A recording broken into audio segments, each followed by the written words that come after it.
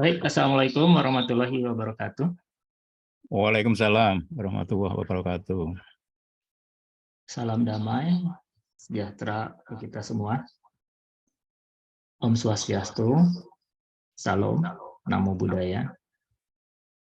Selamat malam Bapak Ibu sekalian, para audiens dari acara Bedah Buku SQ Power, Kuasa Pikiran Spiritual. Puji syukur kita malam ini bisa kembali bertemu dalam acara Bedah Buku ini. Dan kali ini kita sudah menginjak ke bab keempat. Bab keempat ini tema spesifiknya adalah mengenai otoritas kuasa pikiran spiritual. Bapak Ibu sekalian, buku SQ Power ini adalah buku kedua dari Bapak Budi Yuwono, di mana di dalamnya lebih banyak mengenalkan mengenai tentang bagaimana kecerdasan spiritual itu bisa bekerja dalam diri kita secara optimal dan mendominasi. Supaya kita bisa mempersingkat waktu, saya mungkin langsung saja, dan kebetulan juga Pak Budi Yuwono sebagai pembicara utama sudah standby. Saya persilakan Pak Budi, monggo. Baik, Pak Jiran, terima kasih. Assalamualaikum warahmatullahi wabarakatuh. Waalaikumsalam. Salam damai dan sejahtera buat kita semua. Om Swastiastu, Namo Buddhaya, dan salam kebajikan. Bapak Ibu sekalian, mari hari ini kita lakukan sharing ya, siar kebenaran firman Tuhan SQ Power. Bab 4 saya kira lebih detail lagi ya, karena sebelumnya kemarin kita sudah berikan rangkuman semua dari bab 1 sampai dengan bab 8 ya. Kami harapkan dengan rangkuman tersebut Bapak Ibu bisa lebih jelas ya mengenai kerangka dari awal sampai akhir daripada SQ Power ini, sehingga tidak bingung kalau kita masuk ke dalam detailnya. Oke, jadi yang hari ini kita ada di bab 4.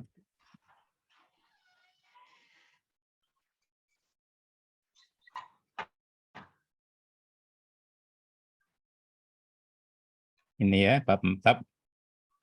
Otoritas kuasa pikiran spiritual ya, dan ini merupakan legalitas spiritual yang sangat penting ya, yang kita harus miliki ya, terima dan miliki. Nah, pada bab 4 ini kita akan membahas bagaimana how to-nya menerima otoritas kuasa ini.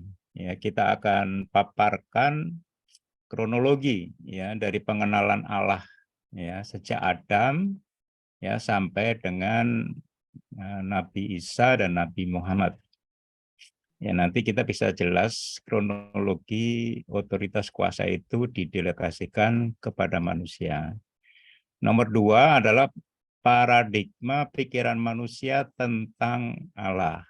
Nah, ini nanti akan dijelaskan lebih detail ya, perbedaan daripada spiritualitas dan religiositas, di mana ini ada di setiap kitab suci sebetulnya. Dua ini. Nomor 3 ya, mengenai teologi pikiran manusiawi. Bagaimana pikiran manusia ini mengenal Tuhan. Teologi pikiran manusiawi yaitu kedaulatan Allah yang direspon dengan kinerja manusia. Nah, dan yang terakhir, yang 4 adalah teologi pikiran spiritual ya. Jadi pengenalan Allah melalui pikiran spiritual, yaitu anugerah Allah yang direspon dengan otoritas kuasa manusia. Nah, saya hari ini mungkin tidak bisa semua ini selesai ya, tapi mungkin menjadi dua session menurut saya. Jadi mungkin 2 minggu lagi baru kita bisa selesai di bab keempat. Ini kita masuk ke dalam kronologi pengenalan Allah. Ya, sebetulnya ini kita mengenal bagaimana perjanjian Allah dengan manusia sejak Adam dulu ini sampai kepada Nabi Muhammad nomor 7 ini. Ya, Adam ini kira-kira 6.000 tahun lah ini kalau dibulatkan sebelum Masehi. Ya, seperti di Firdaus itu Allah itu selalu pertama kali ya genuinnya bekerja dengan anugerah, dan itu sebetulnya tidak berubah sampai dengan hari ini. Nah, kenapa kelihatan terubah? Karena bukan Allahnya yang berubah, tapi dari zaman ke zaman penerimaan manusia akan anugerah pewahyuan Allah inilah yang masalah. Ya, ada yang bisa menerima, ada yang tidak. Ya, sebab pada saat Adam jatuh ke dalam dosa, anugerah Allah ini terputus. Nah, ini kita ceritakan sesudah jatuh dalam dosa. Ya, Allah tetap dengan anugerahnya, tapi karena terputus, Allah tidak bisa melakukan perjanjian dengan manusia sejak jatuh dalam dosa. Allah tetap berbicara, berkomunikasi dengan manusia, tapi tidak bisa direspon. Nah, buktinya, ya ini anak Adam yang pertama, ya Kabil atau Habel, ini membunuh adiknya sendiri, ya tapi tidak dihukum oleh Allah. Karena apa? Allah bekerja dengan anugerah. Nah, Kabil ini apa ya?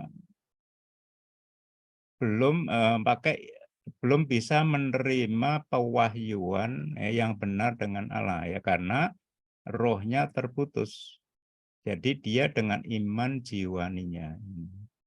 Nah, ini masalah manusia waktu itu karena tidak ada perjanjian dan tidak bisa komunikasi, tidak bisa terima wahyu dengan Allah, maka terbuka oleh serangan dan kutuk iblis yang sudah menguasai dunia ini. Ini dari Adam yang pertama.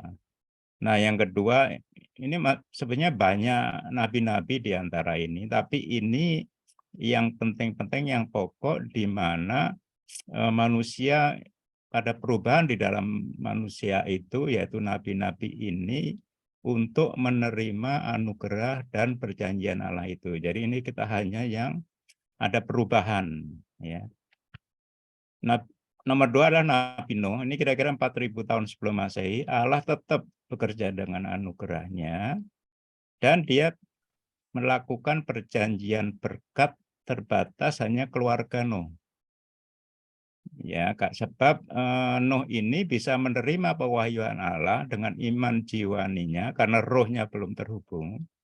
Makanya pewahyuan ini parsial, ya tidak utuh. Ya, di antaranya adalah dengan perjanjian bahtera. Dia harus membuat bahtera, dan Nuhnya itu apa namanya taat. Ya, akhirnya ada banjir.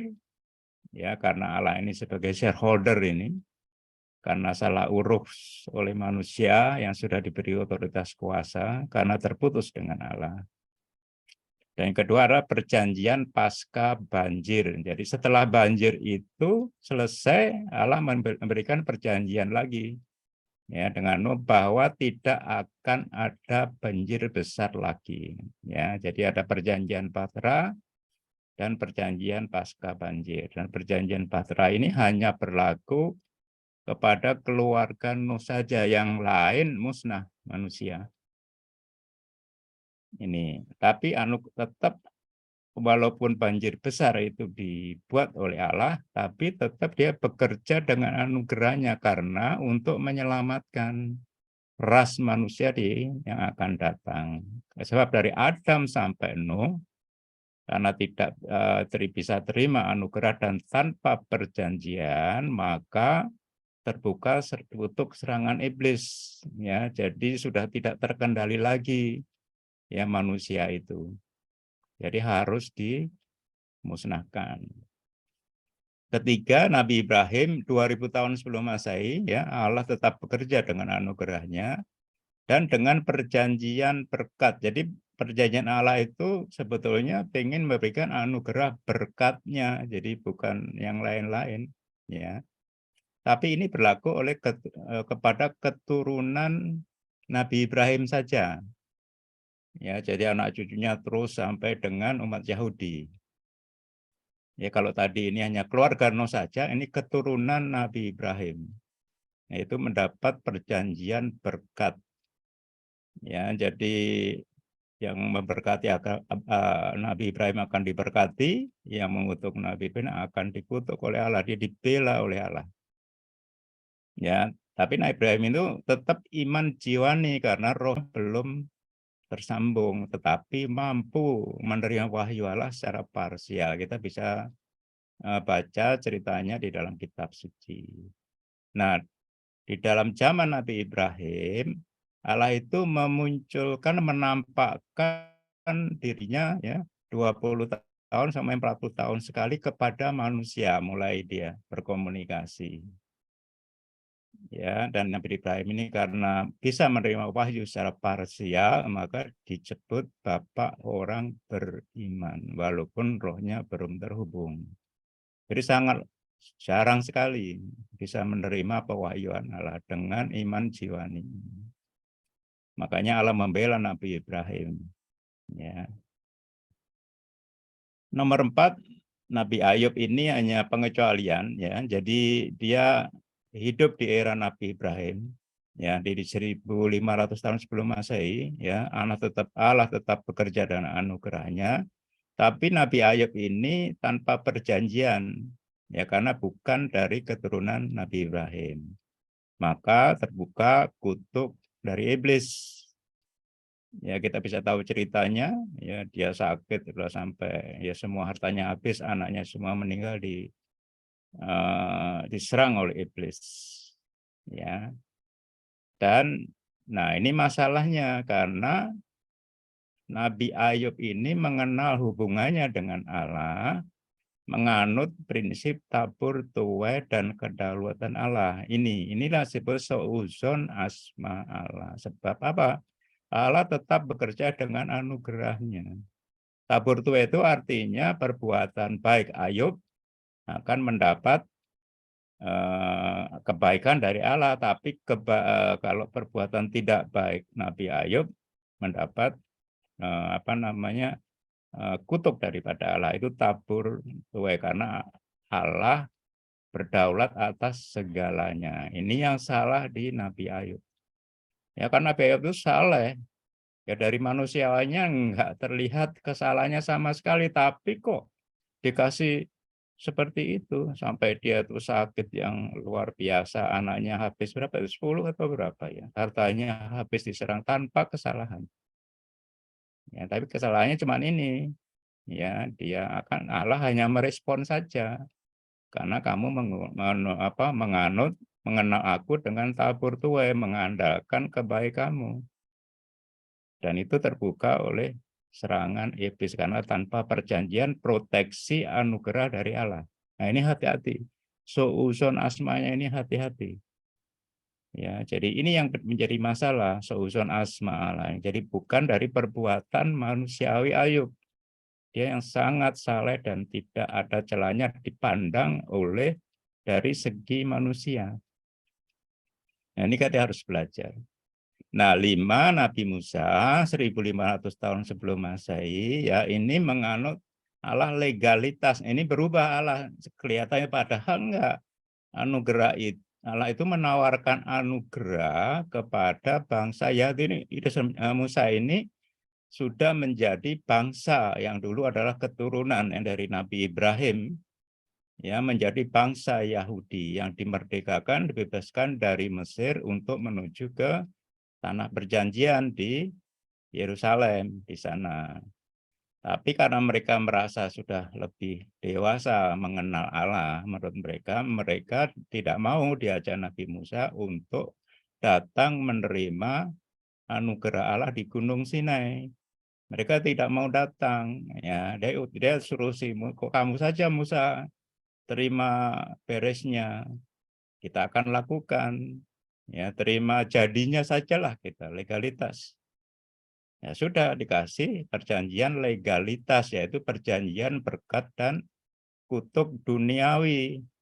Ya, jadi kalau bisa memenuhi perjanjian itu ya diberkati, kalau tidak bisa ya dikutuk. Ya, ya kita bisa lihat itu. begitu perjanjian legalitas ini disetujui 3.000 orang, Yahudi langsung meninggal. Ya, karena memang nggak bisa. Ya, karena mereka merasa bisa memenuhi hukum Taurat. Ya, kita bisa lihat ya di Musa dengan legalitas ini, ya, manusia pertama yang dirajam itu adalah yang pengumpul kayu di hari Sabat itu dirajam. Karena legalitas ini, prinsip legalitas. Tapi kalau ini Allah anugerah, ya ini pembunuh pertama, ya Kabil ini nggak dihukum. Ya makanya ini hati-hati. Ini masih manusia, Nabi Musa bekerja dengan iman jiwaninya yang parsial. Nah kalau zaman Nabi Ibrahim ini Allah menampakkan dirinya setiap 20 tahun atau 40 tahun sekali. Nah, di sini Allah menyertai bangsa Israel itu yang berapa juta itu dari Mesir sampai ke Yerusalem itu setiap hari, ya, dengan tiang awan, dengan api, dan dikasih mana tiap hari makanan itu setiap pagi, ya, dikasih daging, menyertai bangsa Israel. Mukjizatnya itu bisa setiap hari dilihat, tapi tetap saja nggak percaya ya. Ini sebenarnya Allah menguji kasus manusia. Jadi diambil sampel bangsa Yahudi. Kalau kamu menerima sistem legalitas itu pasti gagal total. Itu jadi begitu legalitas perjanjian legalitas diterapkan 3.000 orang langsung mati. Ya. Nah ini sebetulnya Allah memberikan kendali dosa sementara sebetulnya, ya, karena kalau di zaman ini sebelum Nuh ini dosa sudah nggak terkendali lagi, ya. Nah maka Musa ini diterbitkan legalisasi satu hukum Taurat Allah, ya, yang 10 hukum itu plus 613 lainnya yang detail. Jadi untuk mengendalikan dosa manusia sementara. Nah, yang keenam ini Nabi Isa yaitu 1 Masehi, ya, ini prinsip spiritualitas, yaitu perjanjian anugerah dan iman. Nah, ini jelas. Jadi Allah bisa terhubung dengan Nabi Isa ini karena rohnya, roh dan kalam Allah. Jadi Nabi Isa ini rohnya terhubung dengan Allah.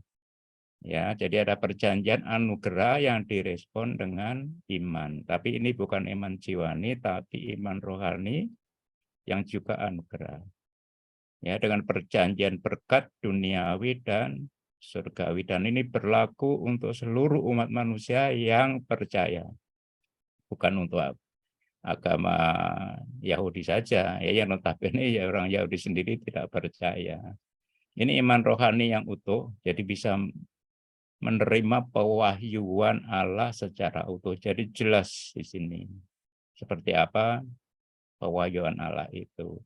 Dan ini merupakan kendali dosa yang permanen dari Allah. Maka kita dimerdekakan dari dosa. Karena Allah ya tidak menyertai lagi. Ini kalau di sini masih menyertai, tapi di luar diri manusia. Kalau di sini Allah yang itu Rohul Kudusnya sudah turun di dalam diri setiap manusia yang percaya. Ya. Makanya seluruh dunia sebetulnya roh Allah itu sudah ada, sudah terhubung itu. Nah, di sini Allah sudah selesai dengan Yahudi, dengan bangsa yaitu dengan sistem spiritualitas ini.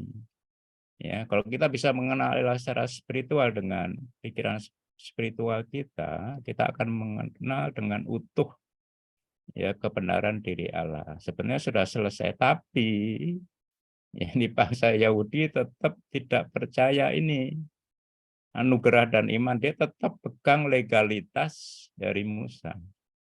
Dia membentuk agama Yahudi sampai dengan hari ini, dan buktinya sekarang bangsa Yahudi ini yang memeluk ini diagamawikan juga spiritualitasnya adalah Kristen, ya hanya 2%. Ya, jadi yang Kristiani itu yang sekarang banyak itu di luar bangsa Israel. Oke, nah karena Allah maunya itu manusia berhubungan secara spiritualitas ini ya, bukan legalitas, tapi tetap bangsa Yahudi tetap pegang legalitas, maka Allah itu mengadakan perjanjian dengan Nabi Muhammad ya, religiositas. Ini religiositas ini sebenarnya pertengahan antara spiritualitas dan legalitas, yaitu perjanjian anugerah yang direspon dengan amal kita, ya, pahala dan azab ukrawi. Ya bukan duniawi seperti ini ukrawi. Ya. Dan ini seluruh umat manusia.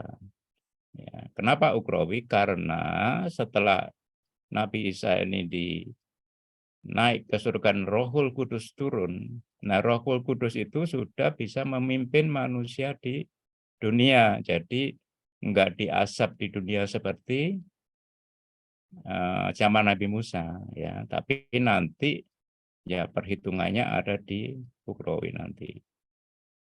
Ini iman rohani, ya, wahyunya utuh Nabi Muhammad itu.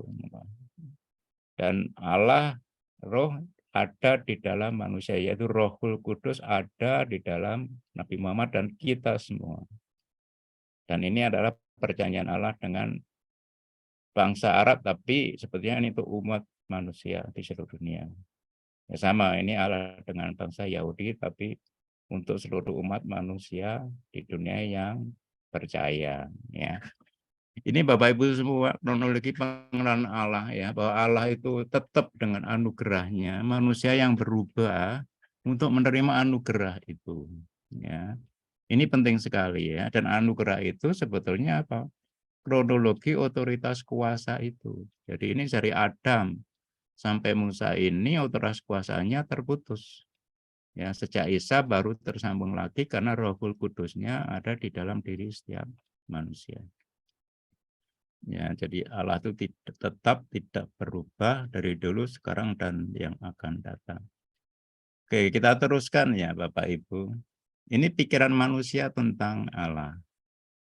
Ya, Allah itu adalah sebagaimana prasangka pikiran manusia. Aku adalah sebagaimana prasangka hambaku. Ya, maka ada dua teologi yang untuk mengenal Allah, yaitu teknologi pikiran jiwa ini, yaitu kedaulatan Allah. Allah berdaulat atas segala sesuatu. Yang kedua adalah sistem anugerah Allah, itu yang dipahami dengan pikiran spiritual. Ya, dan Allah itu adalah jauhari. Jauhari itu ahli permata, dia adil. Ya, ahli permata itu ya ahli yang menyematkan apa itu namanya itu, sesuai dengan logam cincinnya gitu. Kalau kita berkualitas emas ya nanti disematkan berlian, tapi kalau kita berkualitas perak ya nanti disematkan dengan batu akik. Nah, kalau kita teologi kita mengenal Allah dengan pikiran jiwa yang Allah berdaulat segala satu, ya kita nanti Allah melakukan dengan penghakimannya karena dia berdaulat. Kalau kita percaya dengan Allah melalui pikiran spiritual, maka kita mendapat anugerah kuasa, otoritas kuasa di bumi. Ya. Ini dari Allah.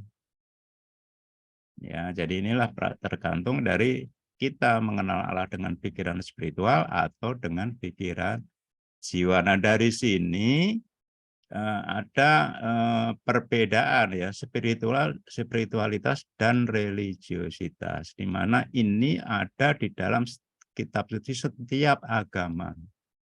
Ya, yang saya pelajari yaitu saya Muslim yang baca Injil, jadi saya baca Quran dan Injil, dua-duanya ada spiritualitasnya dan religiositasnya. Ya, ini perbedaan spiritualitas dan religiositas itu adalah kalau spiritualitas itu kita makan pohon buah kehidupan di Firdaus dulu. Itu sebenarnya jadi plan A, jadi planning yang pertama dari Allah untuk manusia.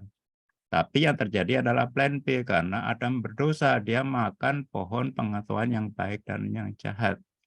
Nah, Allah harus melakukan plan B untuk ya menjaga manusia, ya untuk menyelamatkan manusia di situ. Ya, plan A ini adalah spiritualitas, ini adalah religiositas. Nah, spiritualitas itu lahir oleh pikiran spiritual yang memahami kitab suci, yaitu hidup dengan roh. Religiositas lahir oleh pikiran jiwa yang memahami kitab suci, yaitu hidup dengan jiwa yang dikoreksi oleh hati nurani. Hati nurani adalah hasil impartasi dari pohon pengetahuan yang baik dan yang jahat yang dimakan Adam di Firdaus dulu. Ini, nah ini yang sekarang yang banyak adalah hidup manusia hidup dengan jiwa yang dikoreksi oleh hati nurani. Inilah religiositas. Sebenarnya Allah menghendaki yang spiritualitas. Ya, nah spiritualitas itu melihat firman sebagai cermin kebenaran diri spiritual, kebenaran diri sejati manusia. Ya, kalau kita lihat dengan pikiran spiritual di dalam kitab suci. Tapi kalau kita memahami kitab suci dengan pikiran jiwa, nah kita akan melihat kebenaran diri jiwani kita yang semu. Ya, kalau spiritualis itu subjeknya adalah Allah, ya memberkati manusia, bagaimana Allah itu memberkati manusia, tapi kalau religius subjeknya adalah bagaimana manusia memperkenan Allah. Ya, kalau spiritualis itu adalah hubungan manusia dengan Allah, tapi kalau religiositas mengatur ya hubungan antar manusia dengan manusia. Ya, spiritualis itu sebenarnya intisari daripada religiositas ya. Dalam COVID itu jelas, di dalam COVID itu kita tidak bisa melakukan apa itu ritual-ritual agamawi kita di masjid, di gereja karena COVID. Ya, makanya memurnikan religiositas menjadi spiritualitas. Jadi kita di rumah, tapi kita terhubung dengan Allah terus. Ya, jadi yang penting adalah dahulukan spiritualitas itu. Ya, dua-duanya ini kita harus punyai, ya, karena kita punya roh dan jiwa. Tapi dahulukan spiritualitas, ya, sehingga anugerahnya turun kepada kita, memampukan kita untuk mengamalkan pengajaran-pengajaran atau perintah-perintah Allah di dalam religiositas. Itu sebetulnya. Ya kalau di dalam kitab suci jelas ya, spiritualitas itu melayakkan semua manusia. Ya yang tidak bermoral, yang kafir, yang najis, semua dilayakkan dan diselesaikan masalahnya secara mujizat. Itu enggak mudah gitu ya. Kalau religiositas ya ini dirajam. Itu. Ini Bapak Ibu, pikiran manusia tentang Allah ya. Aku adalah bagaimana prasangka hambaku, sehingga ada dua pemahaman yang berasal dari pikiran spiritual yaitu spiritualitas, dan yang berasal dari pikiran jiwa yaitu religiositas di dalam memahami kitab suci. Ya, ini ada di setiap kitab suci agama. Ini ada di setiap diri kita. Ya, tadi tidak dipisahkan. Ya. Oke, kita terus sekarang. Nah, ini teologi pikiran manusiawi. Ya. Nanti baru yang terakhir adalah teologi pikiran spiritual. Ya. Ada ini, ada dua, yaitu teologi kedaulatan Allah dan teologi kinerja manusia untuk merespon kedaulatan Allah ini. Ya, Allah itu memang berdaulat ya di seluruh jagat raya ini ya, tapi khusus untuk bumi. Allah itu men-sharingkan kedaulatannya, otoritas kuasanya kepada manusia, itu firman-Nya, dan Allah memegang secara integritasnya pegang firman-Nya itu. Ya, jadi bukan karena masalah otoritas kuasa spiritual ini yang sangat dipegang oleh Allah. Ya, tapi di dalam kedaulatan Allah ini sebetulnya religiositas tradisi yang turun-temurun ya, salah satunya adalah Nabi Ayub itu. Makanya terbuka oleh serangan iblis, bukan Allah yang membuat dia sakit. Ya, tapi dia percaya itu karena Allah yang buat itu. Ya, teman-temannya Ayub juga bilang, "Kamu pasti salah." "Enggak, aku enggak salah." Gitu. Nah, ini adalah Allah itu sebagai gembala bebek, bukan gembala domba, ya. Kedaulatan Allah, gembala bebek itu ya gembalanya di belakang, bebeknya disuruh ke depan, enggak dikasih petunjuk, kalau salah ya dicambuk. Kalau domba, ya itu Allahnya di depan, dia nggak usah nengok-nengok ke belakang, karena domba-dombaku mendengar suaraku.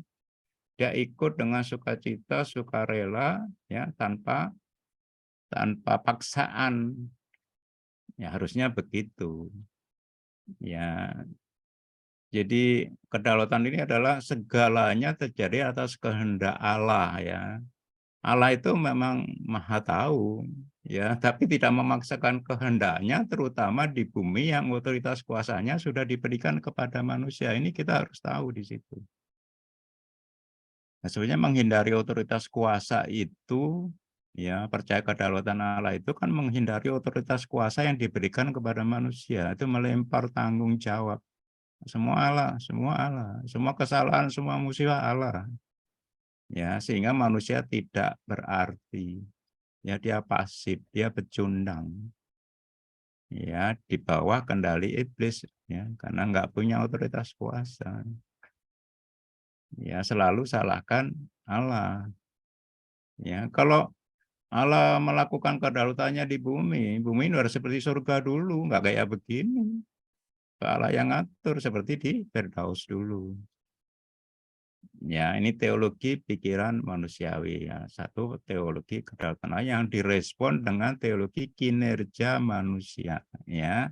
Kinerja manusia itu pasti sadar dan pasti diakui oleh si manusia itu ya. Jadi karena dengan kesadarannya ya itulah yang melahirkan tinggi hati.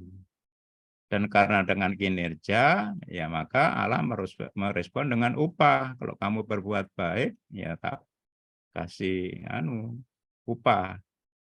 Ya kalau tidak, ya tidak. Nah, padahal kebaikan manusia itu seperti kain kotor di hadapan Allah. Ya, tapi kalau jadi anunya upah, orientasinya bukan kebenaran dari Allah. Nah, ini beda ya. Nah, karena semua kinerja itu tidak mencukupi menurut standar Allah yang sangat tinggi, tidak bisa diraih. Nah, contohnya bangsa Yahudi dengan hukum Tauratnya itu, yang 10 itu. Ini.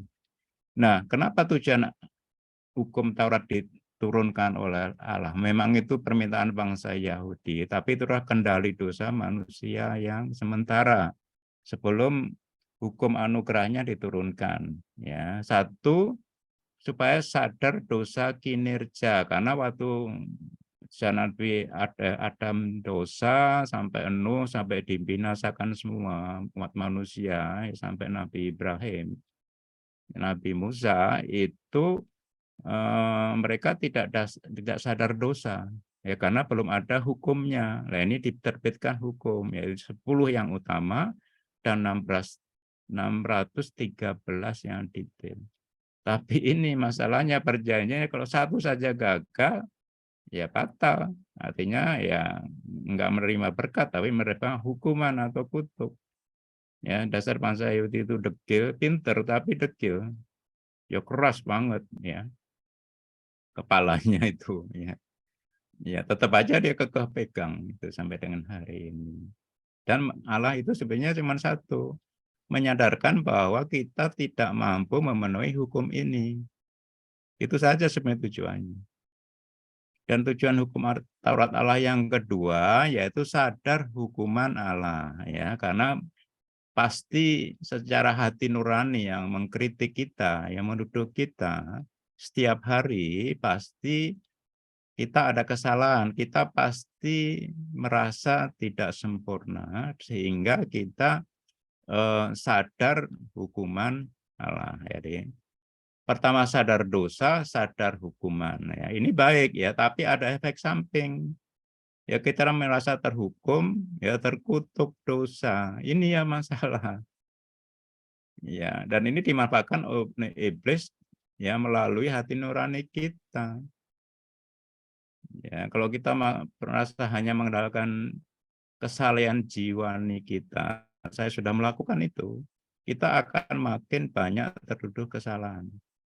Yang kecil-kecil kita merasa salah, ya, sehingga kita menjadi hamba dosa, tidak bisa merdeka dari dosa.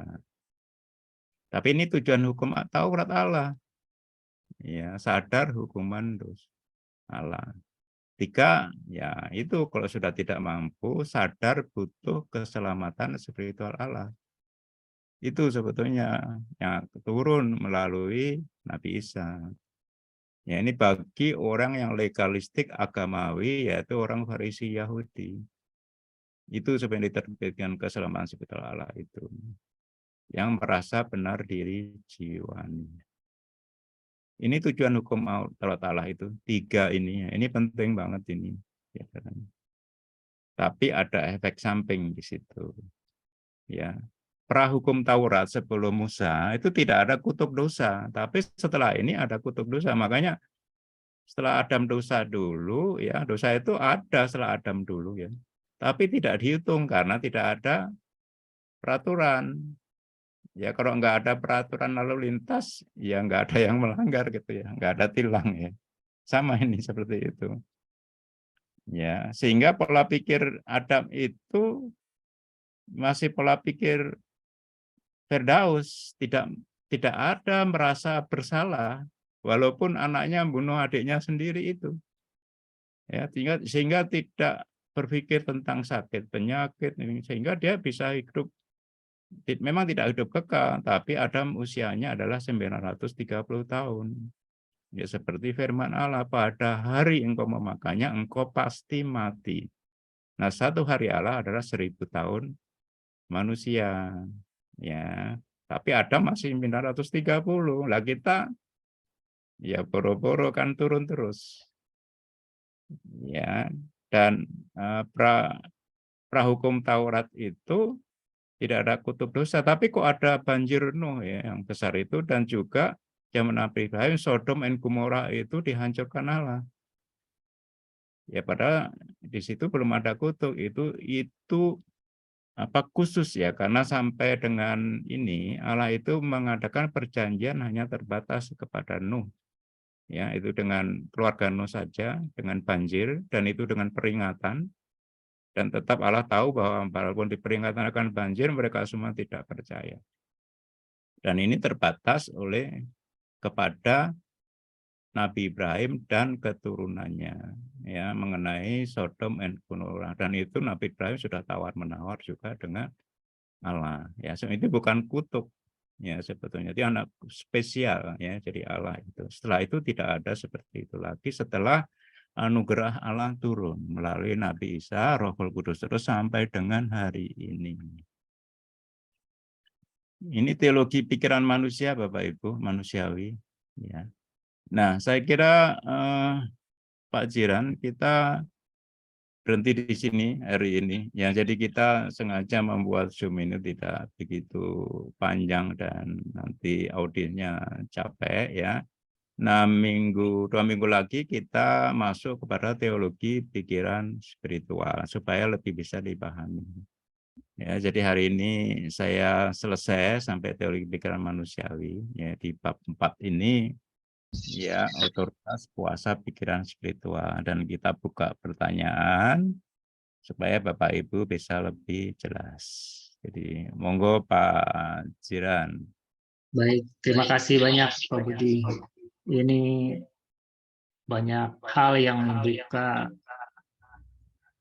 pemikiran kita yang selama ini terbalik-balik begitu Pak. Sebelum kita lanjut, saya kasih kesempatan untuk audiens, barangkali ada yang mengajukan pertanyaan ke Pak Budi. Silahkan. Monggo. Baik, kalau belum ada, saya coba untuk memulai satu pertanyaan yang di bab paling awal tadi, Pak, mengenai spiritualitas yang dapat memampukan ketaatan religiusitas. Tapi religiusitas sebaliknya tidak bisa memampukan pemahaman spiritualitas. Jadi kalau boleh disimpulkan, spiritualitas itu yang metodenya top bottom gitu Pak ya. Dan Ya. religiusitas nih metodenya yang bottom up, Betul. dari bawah ke atas. Betul. Nah, kalau kita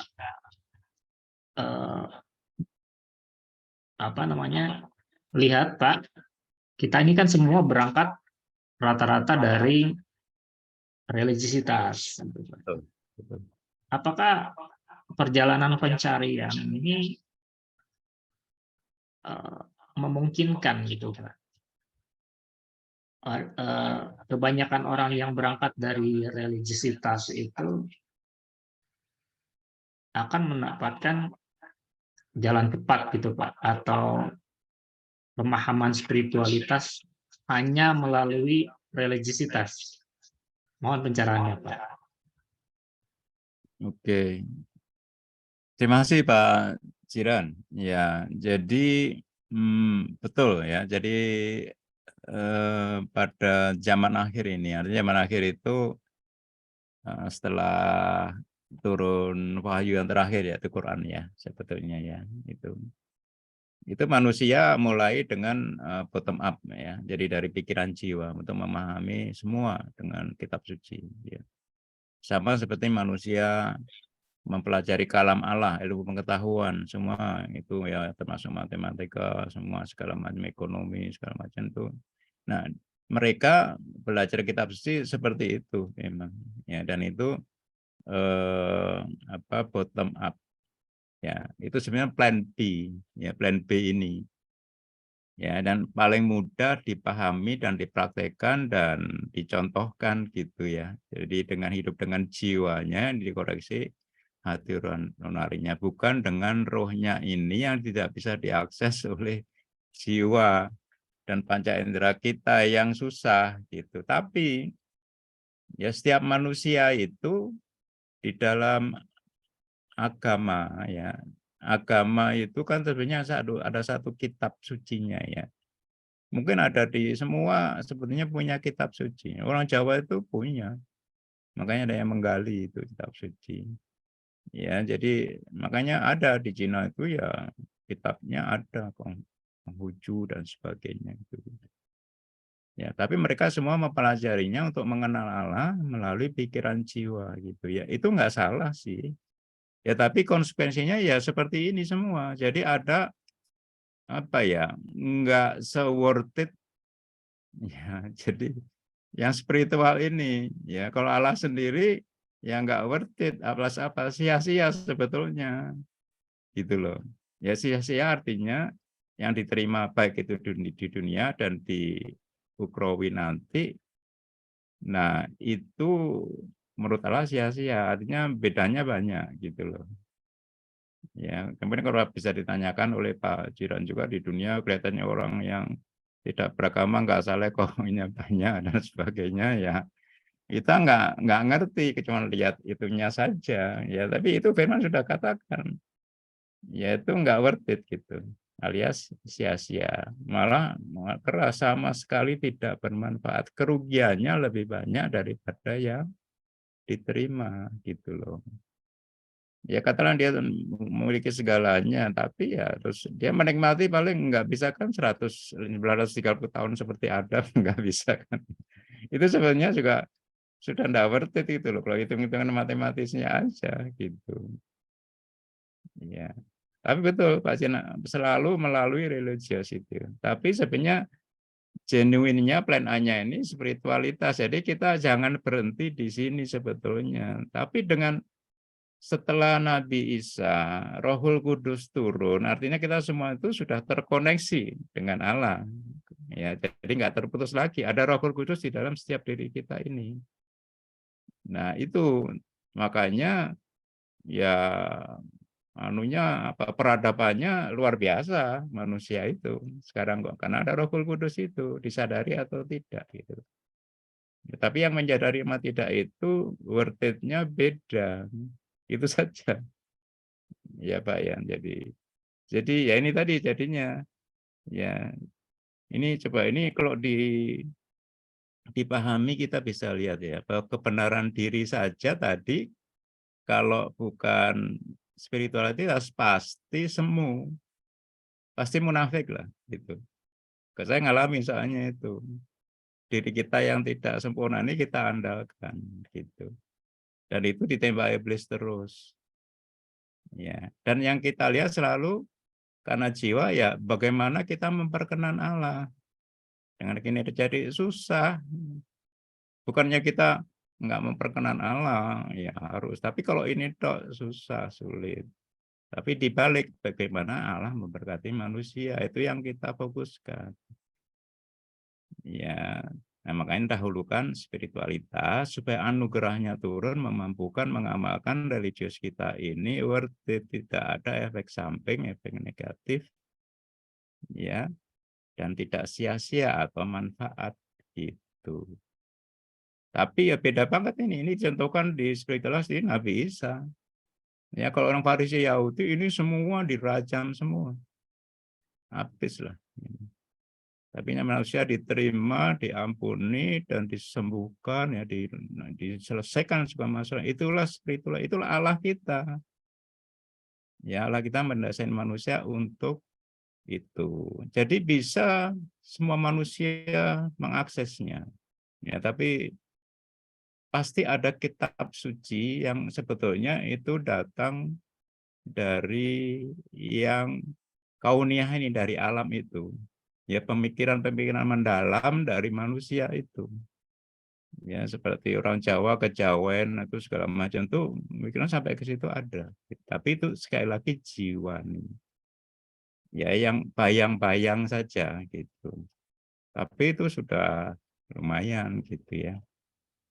Tapi kalau mau jelas lagi ya dari kitab sucinya yang diwahyukan dan tertulis ini akan lebih jelas lagi Pak Jiran situ. Pertanyaan yang bagus sekali ya Pak Jiran. Baik, Jangan terima kasih. jangan berhenti di sini ya Bapak Ibu ya. Sebenarnya yang memampukan kita itu Roh Kudus yang ada di dalam diri kita. Itu beda sama sebelum Roh Kudus belum turun. Itu nanti dimusnahkan Allah kayak Nuh dulu. Ya, tapi Roh Kudus ada, baik itu sadar diakui atau tidak, dihidupi atau tidak. Tapi dia tetap berkarya semaksimal mungkin gitu. Itu Roh Kudus di dalam kita itu. Mau dianggap apa enggak, semangat dia bekerja karena itu Roh Allah gitu. Sebetulnya begitu. Apalagi kita kenal, kita hidupi, kita intimasi dengan dia, kita bergantung dengan dia, mendahulukan dia. Ya pasti luar biasa. Artinya luar biasa itu worth it. Gitu. Bahkan ya usaha apa ya, tanpa usaha kita sepertinya, tanpa usaha manusiawi kita, tanpa usaha kebenaran diri, kesadaran manusiawi kita, loh aku kok semua berubah. Kok aku dapat gitu. Itu Pak Jiran. Baik, Pak Budi. Makasih banyak, Pak Budi. Semakin tercerahkan. Pertanyaan berikutnya, Pak Budi, menyambung dengan teologi kinerja manusia tadi ya. Baik. Mungkin untuk audiens, untuk memperjelas apa itu kinerja manusia, mungkin saya lebih paparkan mengenai kinerja manusia. Yang dimaksud di sini adalah kesalehan, ketaatan secara ritual dalam religiositas, mungkin begitu ya Pak Budi ya. Ya, betul. Nah, tadi disebutkan teologi kinerja manusia diajarkan kan sebagai doktrin legalitas Ya. di religiositas itu sendiri. Nah, sedangkan doktrin spiritualitas itu bentuknya adalah anugerah dan iman. Ya. Nah, ini kan tidak diajarkan secara spesifik gitu, Pak. Saya kurang paham juga apakah di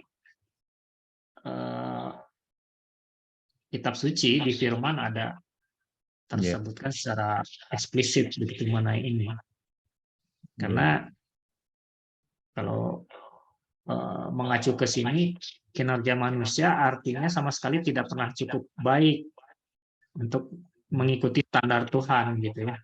betul, Karena standar Tuhan kan sangat tinggi dan sempurna. betul.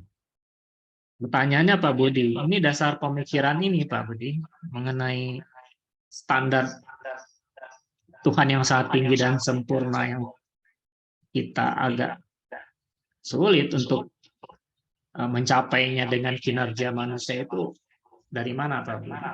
Seperti tadi saya bilang, apakah memang secara eksplisit ada di firman Tuhan? Oke.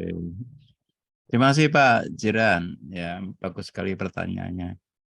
Ini faktanya seperti ini, Pak. Kitab suci ini 1, 2, 3, 4. Memang di antara ini ada banyak nabi juga, tapi ini yang ada perubahan ya, pengenalan manusia tentang Allah ya. Nah, ini apa namanya? Prinsip apa namanya? Legalitas itu ada di Musa, spiritualitas ada di Nabi Isa, dan religiositas ini ada di Nabi Muhammad, kan begitu ya. Jadi ya kita sekarang di era setelah Nabi Muhammad kan ya. Tapi kalau kita bisa baca seperti ini, terutama dari Nabi Musa ke sini ya. Jadi legalitas, spiritualitas, dan religiositas. Di mana religiositas ini adalah pertengahan antara spiritualitas dan legalitas. Itu yang bikin kita rancu kan, karena kita Muslim ya di sini ya. Makanya saya baca Injil. Gitu ya, karena baca Injil yang diperintahkan oleh Quran dan dibenarkan oleh Quran itu merupakan rukun iman saya ya. Nah, kalau di Injil itu jelas ya, ada perjanjian lama yang legalitas dan perjanjian baru yang spiritualitas di situ. Nah, itu terpisah jelas Pak Jiran. Tapi kalau di Quran itu memang tidak terpisah jelas ya, tapi di Quran ada, kita bisa lihat yang diturunkan, diwahyukan oleh Rohul Kudus kepada Nabi Muhammad itulah spiritualitas, pengenalan Allah. Dari detailnya sudah ada atas apakah itu spiritualitas yaitu firman yang roh dan hidup, yang pengenalan dengan Allah, yang asmanya ya. Tapi kalau yang diturunkan oleh Rohul Amin, yaitu Malaikat Jibril, itu adalah peringatan, perintah ya di dalam agama kita, di dalam ibadah ritual agama kita. Dan itulah religiositas. Memang agak susah di sini. Ya, tapi kelihatan itu. Kalau kami ya kan di dalam Quran ada aku dan kami di situ. Kalau kok kami pasti Rohul Kudus gitu. Nah, itu spiritualitas. Nah, ada di dalam diri Nabi waktu saat menerima dari Rohul Kudus tidak ada gejala fisik apa-apa. Nabi Muhammad tak tahu, dia ada pewahyuan, dia ngerti. Tapi kalau datang dari Rohul Amin yang dari malaikat Jibril yang berada di luar diri Nabi Muhammad, itu manifestasinya macam-macam. Sampai berkeringat dingin, gemerincing, terdengar gitu ya, peka ya, kadang-kadang. Nah, malaikat Jibril itu sebagai manusia aslinya atau manusia yang lain dan sebagainya. Itu Pak Jiran, makanya saya baca Injil dan itu saya kira jarang banget ya. Dan itu Quran itu lebih menjelaskan saya tentang Injil juga gitu Pak Jiran. Ya, jadi memahami saya tentang Injil itu ya agak berbeda dengan orang Kristiani sendiri. Bukan berbeda ya, bukan sama sebetulnya. Hanya pemahaman mereka banyak jiwani juga. Walaupun sudah jelas perjanjian baru itu spiritualitas, mereka memahaminya dengan jiwani juga. Sama juga sebetulnya, cuma dia terpisah aja. Tapi mahnya sama dengan kita memahami Quran. Tapi kalau Musa ini kan umat Israel, Yahudi khusus gitu. Dia terang-terang menolak Nabi Isa. Dia menolak spiritualitas. Jelas itu. Sampai sekarang cuma 2%. Gitu. Itu ya Pak Jidan ya. Jadi ya Baik, makanya di dalam buku saya ini ya saya ya minta bisa lebih jelas apa itu spiritualitas, apa itu religiositas gitu. Itu kira-kira Pak Jiran apa sudah siap? Baik, sangat menjawab sekali, Pak. Sebelum saya lanjutkan ke pertanyaan yang saya punya, barangkali Bapak Ibu sekalian dari audiens, ada yang ingin bertanya, saya persilahkan. Monggo, monggo. Kalau belum ada, ini pertanyaan terakhir saya, Pak Budi. Iya, Pak Jiran, silakan. Ya, jadi tadi juga ada disinggung mengenai anugerah Tuhan ya, anugerah Allah ya. Ya, Disebutkan menurut pikiran manusiawi ini kan anugerah Allah dan Tuhan ini diperoleh dengan syarat kinerja dan usaha manusia. Itu menurut pikiran manusia. Dan ini merupakan kesalahan persepsi, ya, Pak ya. Karena tidak sesuai dengan kebenaran Allah yang Maha Pengasih, yang tidak membutuhkan syarat apapun dari makhluk ciptanya. betul. Karena anugerah Tuhan hanya bisa dipahami melalui pengenalan Allah, atau dalam Islam makrifatullah gitu ya. Betul. Sedangkan makrifatullah hanya bisa dicapai melalui iman akan anugerah Allah. Nah, yang ini Pak bisa lebih dielaborasi lagi Pak supaya memudahkan pemahaman saya nih Pak. Yang mana kalau yang iman anugerah? Ya, jadi yang tadi Pak, yang mana tuh? anugerah Allah ini hanya bisa dipahami melalui pengenalan Allah. Ya, Sedangkan pengenalan Allah hanya bisa dicapai melalui iman akan anugerah Allah. betul, betul. Nah, ini bagaimana Pak saya bisa mencerna lebih mudah gitu dua kalimat ini? Oh, gitu ya. Oke, baik, Baik. Jiran ya. Terima kasih. Ya, jadi pengenalan Allah itu hanya mengenali anugerahnya, yaitu apa anugerahnya? Pikiran spiritual. Ya, dan itu bisa dicapai dengan iman. Dan iman itu bukan iman jiwani, Pak. Iman roh, iman Allah. Nanti kita belajar di bab 5 ya, tentang iman Allah. Nah, iman Allah ini juga anugerah masalahnya gitu. Jadi bukan iman jiwani kita, itu kinerja.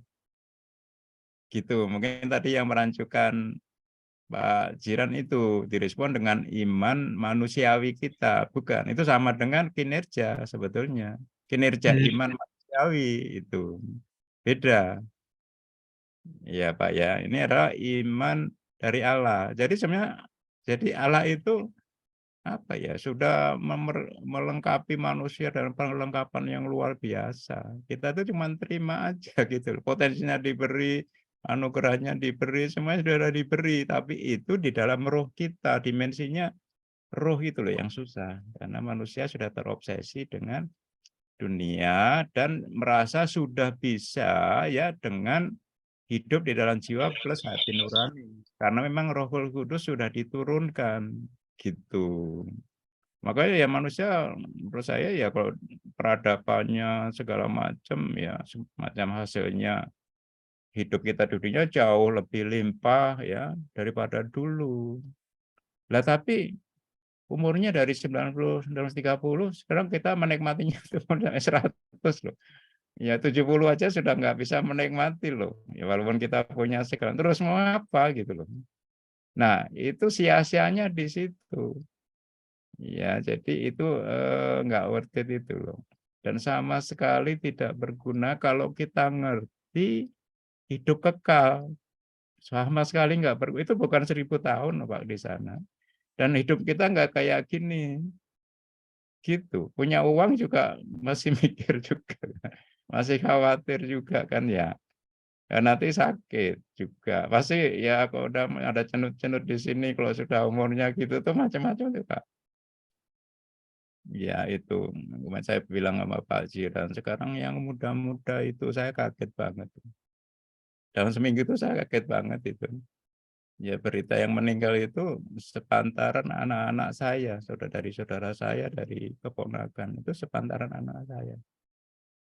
Gitu loh Pak Jiran. Nah, nanti itu nggak tahu kita, karena menurun terus ya, dari Adam, Nuh, ya, sampai Musa. Ya, itu Nuh itu masih 980, waktu banjir itu 700 umurnya dia. Nah, Nabi Ibrahim mulai turun ke 150. Nah, Nabi Musa 120, kita seperti itu. Itu kan jelas ya, kita menikmati apa tidak itu ada di situ. Ya, jadi anugerah yang direspon oleh iman anugerah juga. Bukan dengan iman jiwani kinerja kita. Kadang kan iman kita kan dari akal kita. Kan nanti kita bisa belajar bedanya iman Allah dengan iman jiwa kita. Yang banyak diajarkan oleh motivator mental, percaya diri yang tidak bisa dipercayakan gitu. Nah, itu beda banget gitu Pak Jiran. Semoga bisa mencerahkan Pak. Nanti ini masih di bab 4 ya, masih separuh dari buku saya.